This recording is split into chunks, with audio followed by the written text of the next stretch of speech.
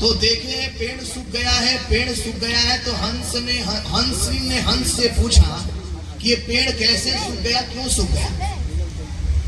जब ये बात पूछा क्यों सूख गया, कैसे सूख गया, तो हंस ने यही जवाब दिया ना कि उल्लुओं ने सुखा दिया। जब उसने कहा कि उल्लुओं ने सुखा दिया, तो ये उल्लू बात सुन रहे थे। जब ये उल्लू बात सुन रहे थे तो उल्लुओं ने क्या किया कि हंस की पत्नी को पकड़ लिया। जब हंस की पत्नी को पकड़ लिया, हंस ने बहुत प्रयास किया, छोड़ दे, नहीं छोड़ा उल्लुओं ने। अंत में क्या हुआ, अंत में यही हुआ कि हंस ने सोचा कि पंचायत कर ले। पंचों के सामने गया, पंच के सामने अपनी बात रखी, और बात क्या रखा कि मेरे पत्नी को उल्लुओं ने पकड़ लिया है, कृपया पंच जी मेरी पत्नी को छुड़ाइए।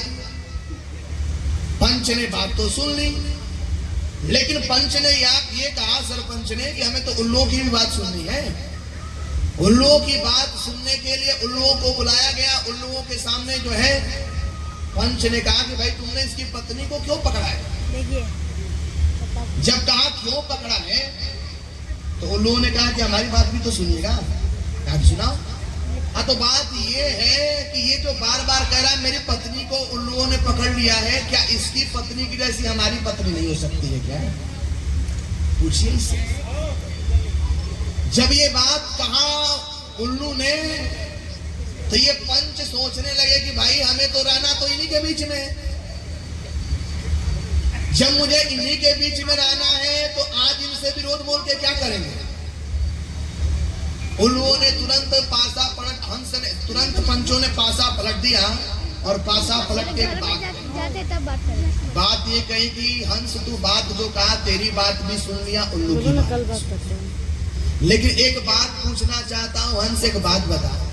तो बार बार कहता है कि मेरी पत्नी को उल्लुओं ने पकड़ लिया।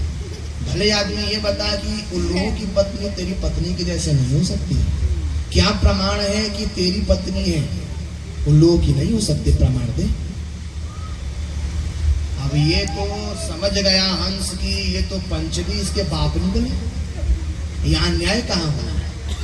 अब ये बेचारा जो है हंस उड़ करके जाने लगा। सोचा जब न्याय मिलेगा ना, ये भागो यहाँ से। अब वो भागने लगा, तब तक सारे उल्लुओं ने मिलकर के हंस को पकड़ लिया। सारे ने जब हंस को पकड़ लिया तो हुआ क्या, हंस ने कहा कि भले आदमी, पहले तो तुमने मेरी पत्नी को पकड़ा, और पत्नी को पकड़ने के बाद अब तुमने हमको भी पकड़ लिया। भले आदमी मेरे को तो पकड़ दो। उल्लुओं ने कहा कि हम तो पकड़ देंगे, लेकिन भले आदमी एक बात बता, जब तू वापस घूम करके आ रहा था और उस पेड़ पर, पीपल के पेड़ पर बैठा था, तुमने कुछ चर्चा किया था? कहा हाँ चर्चा तो किया था। क्या चर्चा किया था, बता, तू बता। तो मेरी पत्नी ने कहा था कि हम लोग घूमने के लिए गए, यहाँ पर बैठे थे तो हरा भरा पेड़ था, और वापस आए तो पेड़ सूख गया। इसका कारण क्या है, पत्नी ने पूछा, और हमने कह दिया कि ये उल्लुओं ने सुखाया है। उल्लुओं ने कहा भाई साहब तुम मूर्ख हो, हम उल्लुओं ने नहीं सुखाया है, इन पंचों ने सुखा दिया है, जिनको पता ही नहीं कि पत्नी उल्लू की है कि। ध्यान रखना, इस भारत की कड़वी कहानी यही है। इस भारत की कड़वी कहानी यहीं से आरंभ होती है कि वो लोग दादा बन गए इस देश के, जो चपरासी लायक भी नहीं थे। ऐसे ऐसे गिरे लोग उस पद पर पहुंच गए जो चपरासी लायक नहीं थे। उन्होंने क्या क्या लिखा इस देश के बारे में। एक तो ऐसा व्यक्ति पैदा हो गया जिसने लिखा डिस्कवरी ऑफ इंडिया। सुना है ना, हम पुस्तक सुना होगा।